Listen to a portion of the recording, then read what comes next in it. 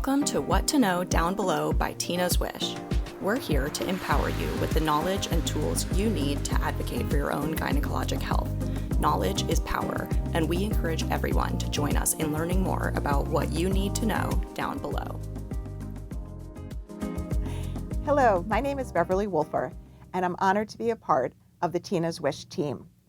Tina's Wish is a national not-for-profit that was founded in memory and in honor of the Honorable Tina Brosman, who sadly was diagnosed with ovarian cancer in 2007. Our goal and our mission is to fund scientific research for the early detection and prevention of ovarian cancer, and in addition, we provide education and awareness around gynecologic health. But today, I'm really excited to be in conversation with Elizabeth as we talk about her own fertility journey and how it eventually led to ovarian cancer diagnosis, as well as talk a little bit about the fact that she didn't have any signs or symptoms, nor family history, as well as talk about her journey to motherhood. So without any further ado, I'm excited to get into conversation. Can you share a little bit with us about what happened when you went in for fertility treatments, or what you thought were going to be fertility treatments, and then eventually led to ovarian cancer diagnosis?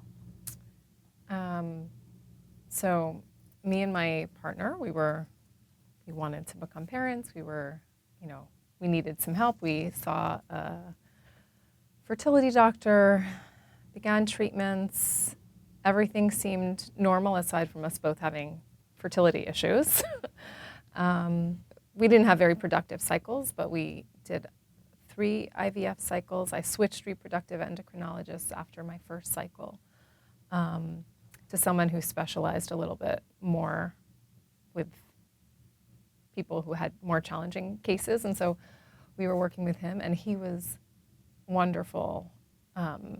We didn't make a lot of embryos, so we were sort of gathering what we had. And then at the point at which we were ready to do our first embryo transfer, my doctor wanted to be as cautious as possible, and so we did an endometrial biopsy, and that came back showing some atypical hyperplasia,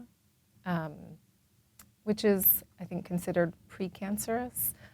And throughout the treatments, I knew I had endometriosis because of I'd had an MRI at the beginning of our fertility treatments, and one of the endometriomas I had on one of my ovaries had gotten a lot larger. So at that point, he became a little bit more concerned and suggested I have another MRI done, which showed that there was maybe a possibility of something malignant. So at that point, he referred me to a GYN oncologist. They said it's it's unlikely. You're young. You have no family history, no known risk factors. We'll go in, we'll remove the endometrioma, and then in the procedure, they can sample a little part of it and look at it closely, and it did look like one of the endometriomas had some malignancy, so they removed that ovary completely. My reproductive endocrinologist and my GYN oncologist were sort of collaborating in my care, and so he was very attentive to preserving fertility. So I kept my second ovary. And then, it came back, the pathology came back. I think I got the call from my doctor 2 days before I turned 39, that it came back showing cancer, and then we made a plan, and I did the 6 rounds of chemo. That's, a typical frontline treatment for ovarian cancer. After that, we decided we're done with my ovaries, so we took the other one out. We had, I think, 3 or 4 embryos that we hadn't had a chance to transfer, and so during the chemotherapy, I was also taking hormonal treatment for the uterine issue, and the uterus looked healthy after this, so I transferred the embryos as soon as we could. None of them took. Maybe, I think, 6 months after I'd finished chemo, I had a hysterectomy. Wow. Yeah. So can I go back a little bit? What was that like when you woke up that you thought you were just having something small removed, and you woke up and found that an ovary had been taken out? because they think you now have ovarian cancer? I mean, I think at the time it was just, I was a little bit in disbelief. Like, I think inside, I remember feeling like, are they sure? Did they make a mistake? It really didn't seem, it just felt sort of unbelievable to me. And then I think as I went through chemo cycle after cycle, it became more Sure. like I realized this was happening. But initially it was just, I guess, a little bit of shock and disbelief. Right. And it also seemed like we're in 2025 and like you're a young woman, as you said, you didn't have family history of the disease, you don't even have genetic variants for the disease, and like what had your doctors almost missed along the way, yet we know there is no early detection screen for ovarian cancer. Yeah. So that. And in this way, I mean, I feel very lucky because I feel like if I hadn't been monitored so closely, if I weren't going through these treatments, if my doctor hadn't recommended getting the uterine biopsy, if, you know, there are lots of, I feel like he was very attentive, and, you know, I feel very lucky because it's not usually caught as early as it was caught with me. And that was now, this summer, it'll be 8 years ago. Wow, So. Amazing. Congratulations. Thank you. One of the things that you've shared, though, is that you had like this incredible doctor. How did you go about finding this team to support you? And do you have any suggestions for others that might be looking for a doctor or a team of doctors for any kind of, whether it's cancer, gynecologic cancer, or any other health issues they may be going through? I mean, my RE, my reproductive endocrinologist, was wonderful, and I would say the first doctor I had was really good. She like I felt she did a great job, but I think when it became clear that I didn't have very productive ovaries and we were having different issues, I think I looked on Inspire. And it's an online community, and there are different groups you can join. And I joined an infertility, one of their infertility chains, and I came across this doctor there. So there were a number of women with, they called it low ovarian reserve, and got to him that way. And he was really phenomenal. And then I think because I trusted him so completely, I also trusted his recommendation when he connected me with a GYN oncologist. And in hindsight, you know, I know a lot of women who've gone through this have gotten second, sometimes third opinions, and I didn't. I just stuck with my initial, I felt comfortable with my initial doctor. It also might have been a little bit of my disbelief at first and just things move along quickly at the beginning. Sure. But yeah, I felt comfortable. Right. Yeah, I felt like he also involved me. You know, he was very sensitive to the fertility preservation. We spoke about the pros and cons. He let me be involved in making the decisions. It was my decision to remove the second ovary. It was his recommendation to have the hysterectomy, but I felt like a collaborator in my care. Amazing. Because you don't always hear that. So it's so nice to hear that at least there was some positive piece.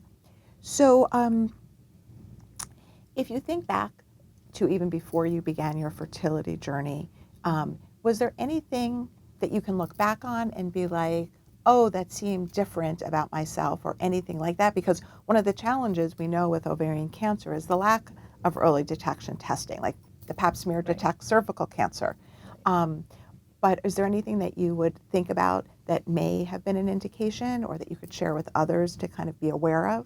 The short answer for me was no, but I do think that as I was continuing with the fertility treatments, so I'd always had endometriosis, and I knew I had endometriosis in my family. And I've since learned that there are a couple types of ovarian cancer that often begin with endometriosis. I did not know that at the time. So that wasn't on my radar, but I will say I've always had, you know, some discomfort with periods. I could have discomfort when I ovulated. And I remember, I'd say for a few months before my diagnosis, I don't know, maybe 3 or 4 months, I just started having that discomfort I would get with ovulation like every day. Oh, wow. And I was taking, I would take Advil probably daily. And I just, I knew they were getting bigger because I was being monitored for I knew it had grown in size. And so I just thought, oh, that's the discomfort. But I wasn't even thinking about cancer. But I think it's not normal or healthy to be taking Tylenol every day for months. Right. So I think I would be much more hesitant to accept that as a normal thing or something to just look over. And so I think I could have, I don't think I mentioned to my doctor that I was having that discomfort or taking. Okay. So I hear you're saying is advocating for yourself and things going on for more than a few weeks, like bring it to your doctor's attention to at least let them know that something's different than it was a few months ago. It was different.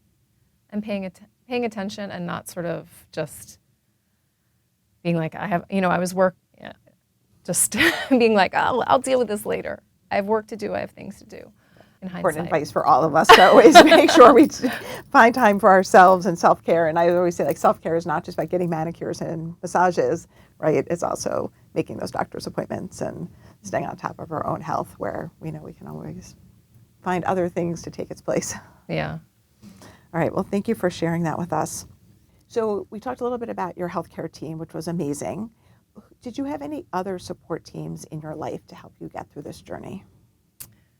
I think my partner was a big support, and he would come to chemos with me. He would take care of things. I was pretty, once I learned about, the rhythm of it, but he was very supportive and understanding. I didn't know, I was young. I didn't know anyone like personally who had gone through what I was going through, but I did have a friend who had a friend, and she connected me to her, and she had breast cancer, and she had connected me to Share. Okay. And so I started going to an in-person support group with them, and I think that was helpful to meet other women. And I was the youngest, but there was another woman there who wasn't that much older than me, and she had young kids, and so we kind of connected, and I had a friendship, and it was nice to just be in this group where you could talk about whatever and not have to be worried about other people's feelings, because other people have a lot of feelings about you having,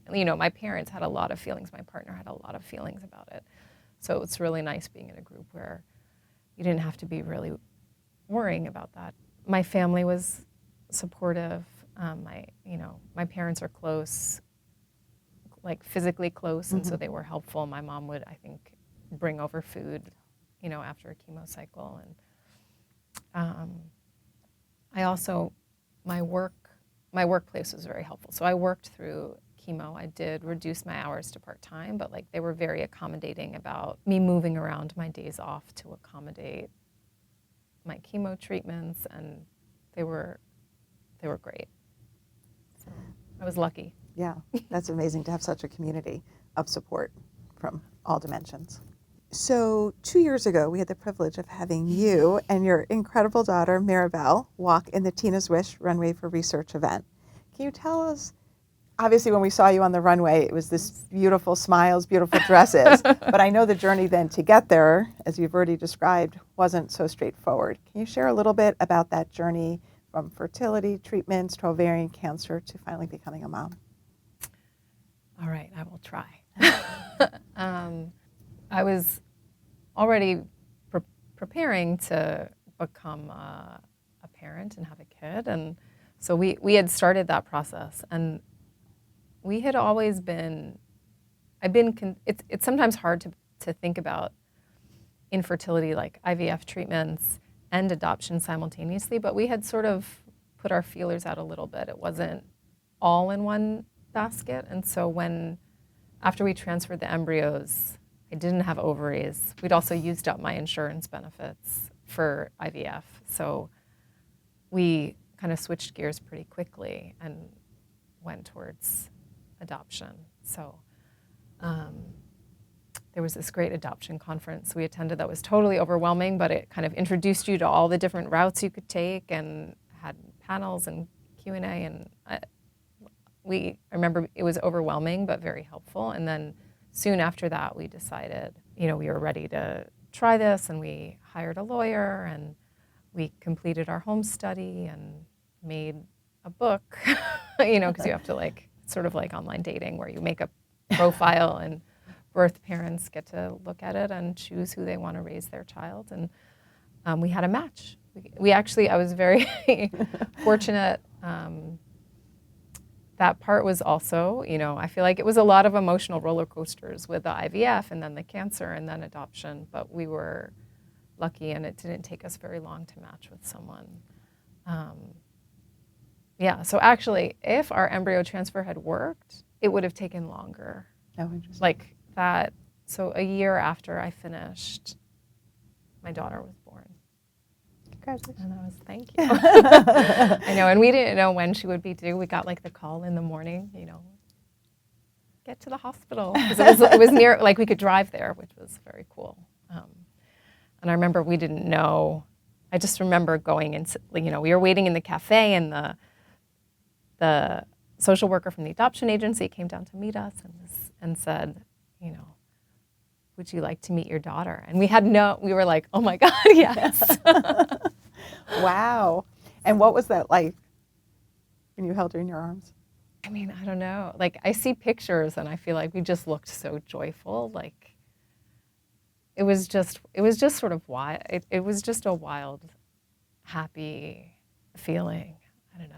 It was pretty amazing. And then unbelievable that you're allowed to leave the hospital with this tiny little thing. And so she's turning 7 this July.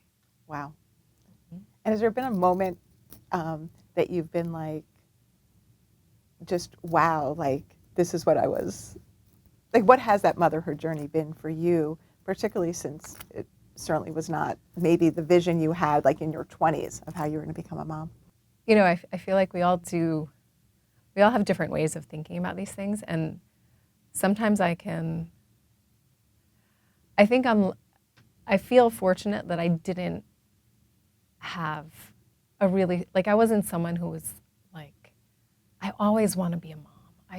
It's really, I didn't imagine my children. I didn't. So I feel like that maybe that made it a little easier to be flexible about what would happen. I feel like now when I see her and I watch her and I look at her, I feel I just I love her. I can't imagine loving any other child more than I love her. I feel like she's better than any child that me and my partner could have made. I don't, it feels this, I don't, so I feel like it's fun. It's fun to get to know her. She becomes more and more of a person with her own likes and talents and personality. And so getting to, become a family with her and get to know her has been really, really fun. Challenging too sometimes, but really fun. Is she one of those purple, pink, sparkly tutu girls? She is pink and sparkles. And yes, much fancier than me. And that's fun. Right. I've actually gotten a little fancier because of her. Look at that. I feel like my wardrobe has. Well, I'm glad to hear that. I'm sorry that we didn't ask you to dress in pink and purple today to spice things up a little bit on set.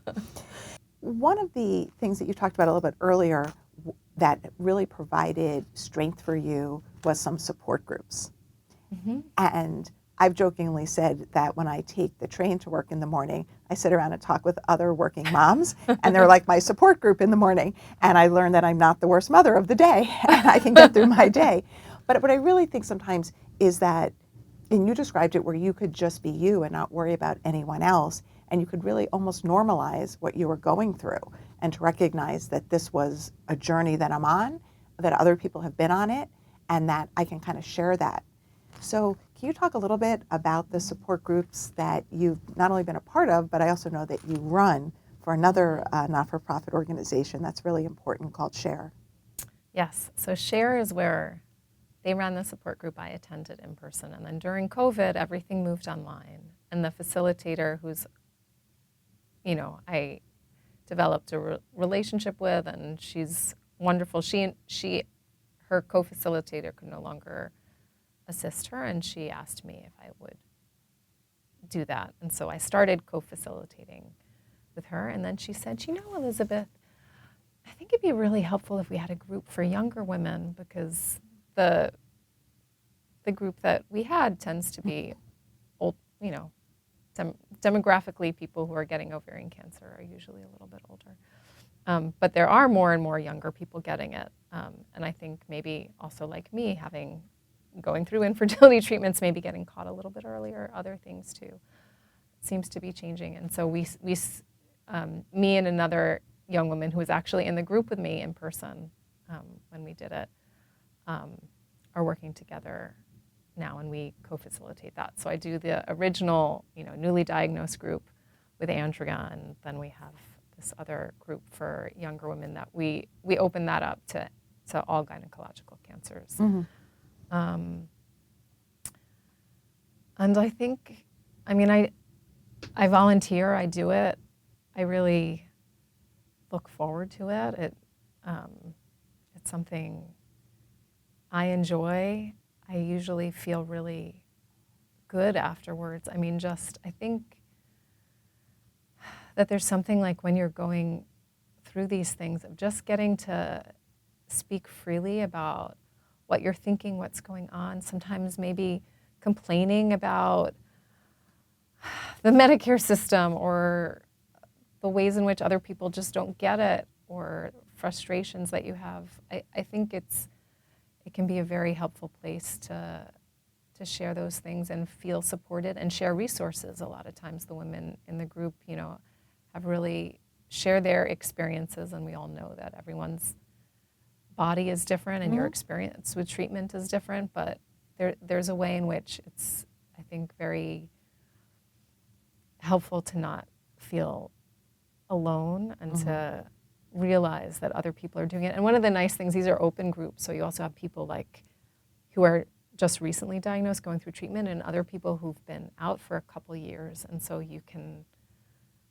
I feel like there's a lot of support that can be provided that way too. And I think a lot of people come back because they also get to feel good about helping out other people who are going through something difficult that they get. Right. So for anyone who might be listening, who might be recently diagnosed with a cancer, gynecologic cancer, or any other disease, is there a time along that journey that you'd recommend they seek out a support group? I think anytime. I started going, it was like between my first and second cycle. I found it helpful.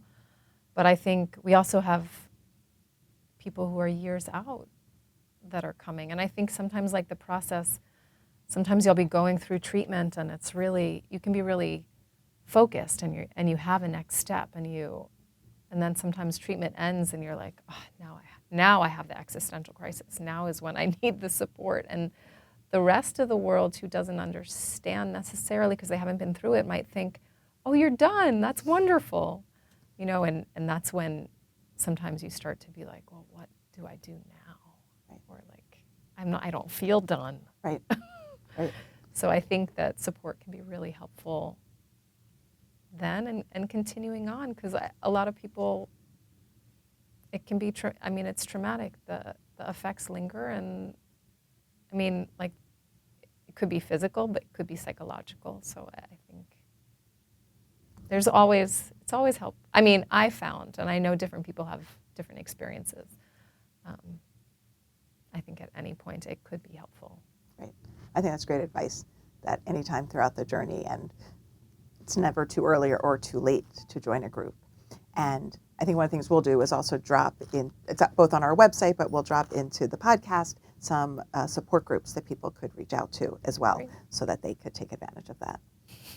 I will also just say that I had a friend who was interested, but she actually said to me, I just can't send in that first email or fill out that form online. And I said, well, what would happen if I did it for you and put your information? And she was like, oh, that would be okay. And so I did. And so I had her permission, and quite honestly, she was grateful because it then allowed her to be a part of it. But I get it. It can also be scary and hard, and kind of recognizing that you're on this journey.